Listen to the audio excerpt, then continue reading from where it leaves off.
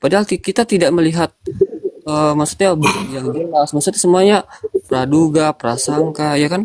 Jadi kalau sebenarnya sosoknya Pak Tito yang bersalah, ya tentunya tentukan punishment-nya kalau dia melanggar, kemudian diganti kalau memang dia tidak cocok menjadi menteri itu kan di situ poinnya. Kemudian ganti menteri yang lebih berkualitas sesuai dengan Oke, oke Raja. bagaimana harapan Oke harapan Raja. masyarakat kan begitu kira-kira. Ini mudah sebenarnya. Ya.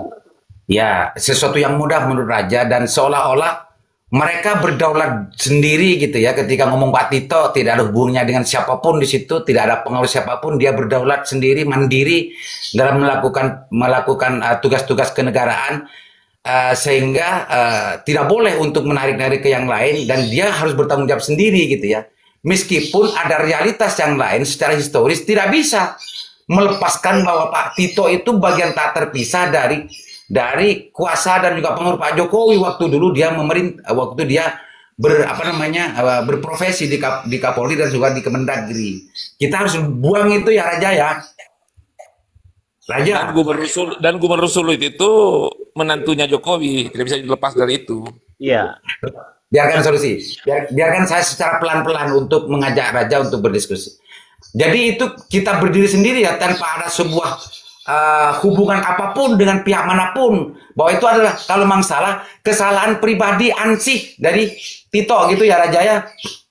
Ya, begini Bang. Tentunya kan apa namanya? Kita anggaplah kita menjadi seorang pemimpin.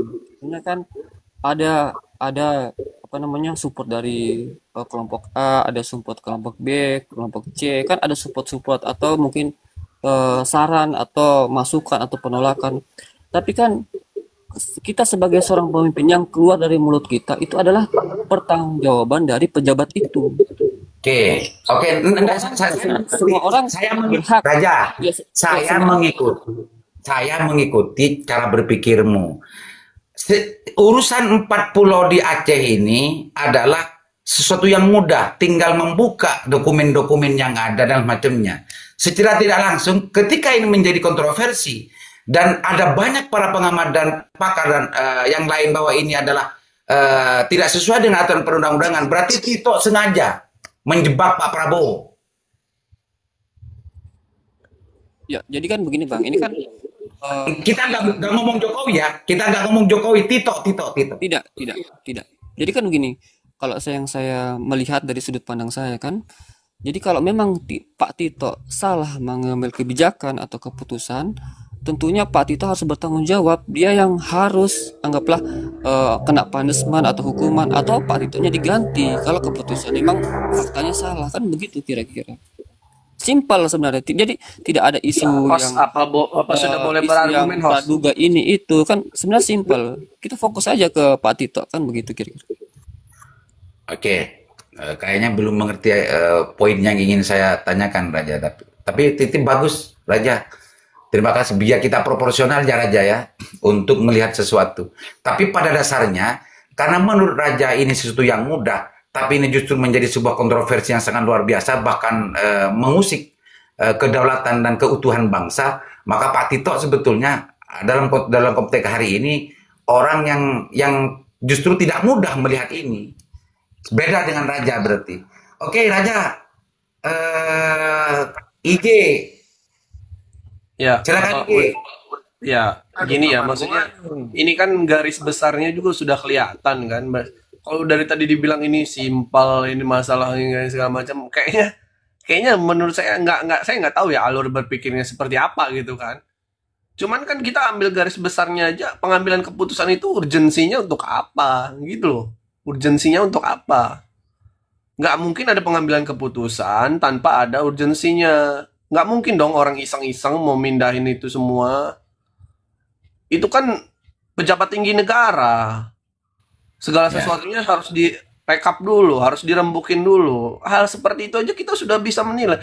Pemikiran yang disampaikan sama Bang Raja ini menurut saya terlalu monoton, terlalu polos. Saya nggak tahu ya, entah itu hanya Bukan ngambil flat atau gimana. Saya nggak mau masuk ke situ. Cuman janganlah kita menafikan hal-hal seperti itu, seperti bilang tambang itu ada ininya untuk masyarakat, dilihat dari sisi tambang mana ya, tambang mana yang berdampak baik untuk lingkungan, tambang mana, nggak ada di dunia ini. Semua itu ada ambil resikonya. Seberapa besar manfaatnya untuk masyarakat? Kan datanya sudah jelas. Ini kita ini kan main sosial media. Dari itu kita lihat pemanfaatan tambang di negara kita ini seperti apa sih? Apa yang didapatkan dari masyarakat?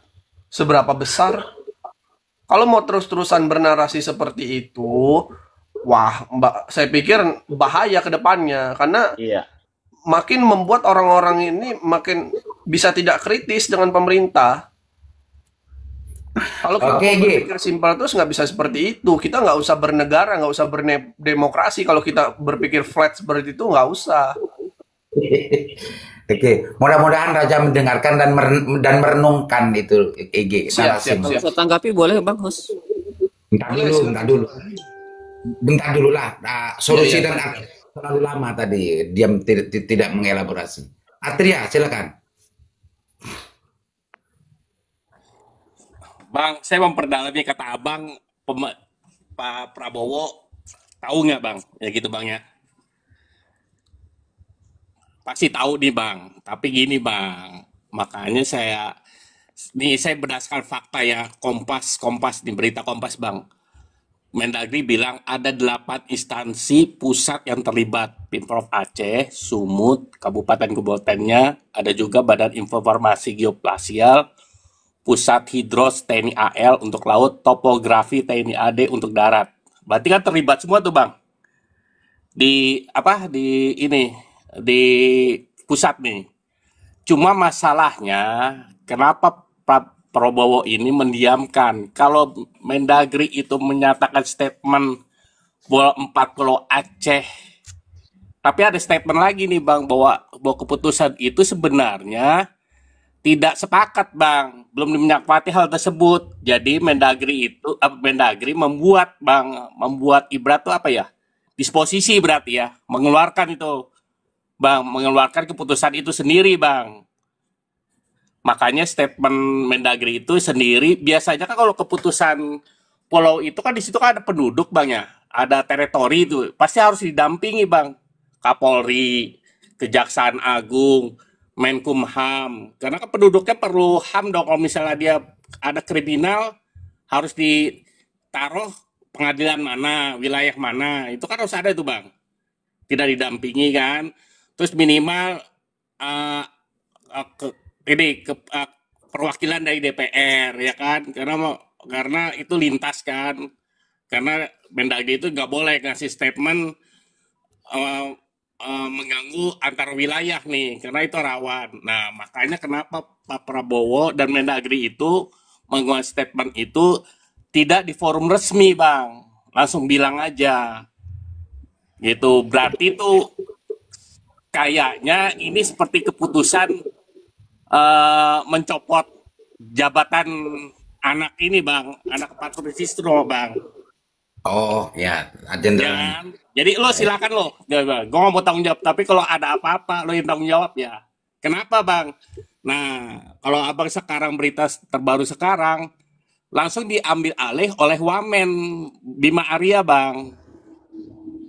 Statementnya penting untuk tidak saja melihat peta geografis, tetapi juga sisi historis dan reality kultural. Jadi udah dibantah Bang sebenarnya Bang.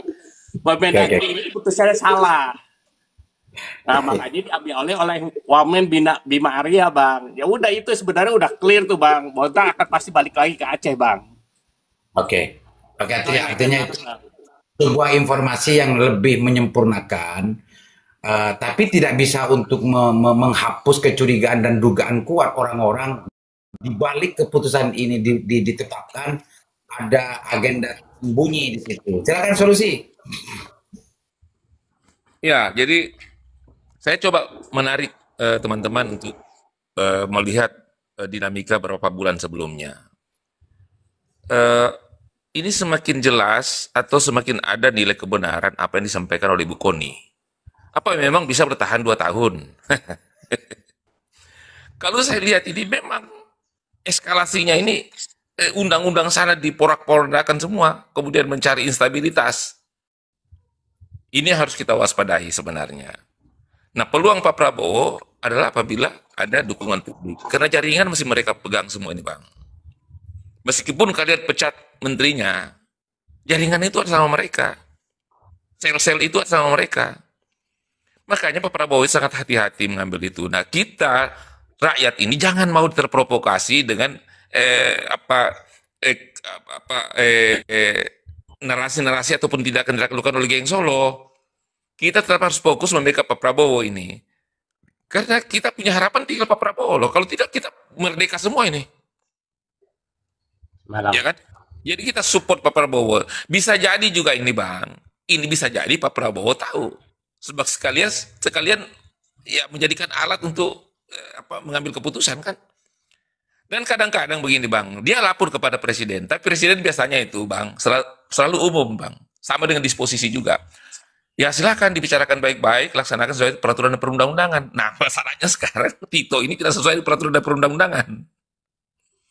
Ini bisa jadi di-prank juga, dijebak juga, ya kan? Untuk mengambil keputusan itu kemudian itu alasan untuk mencopot dia. Tapi yang jelas yang lebih saya khawatirkan ini justru itu tadi Bang. Jangan sampai apa yang disampaikan Ibu Koni itu, sampai dokumen-dokumen yang harus disembunyi di Rusia itu, bisa jadi Bang, benar ini. Kalau kita lihat eskalasinya, mereka tidak takut lagi terhadap siapapun. Karena mereka punya sesuatu. Makanya tidak heran Bang, di awal-awal pemerintahan Pak Prabowo langsung merapatkan barisan TNI. Karena bisa jadi kita berhadapan lagi dengan PKI ini Bang. Itu mungkin dari saya. Oke Din, silakan Din. Apa Din?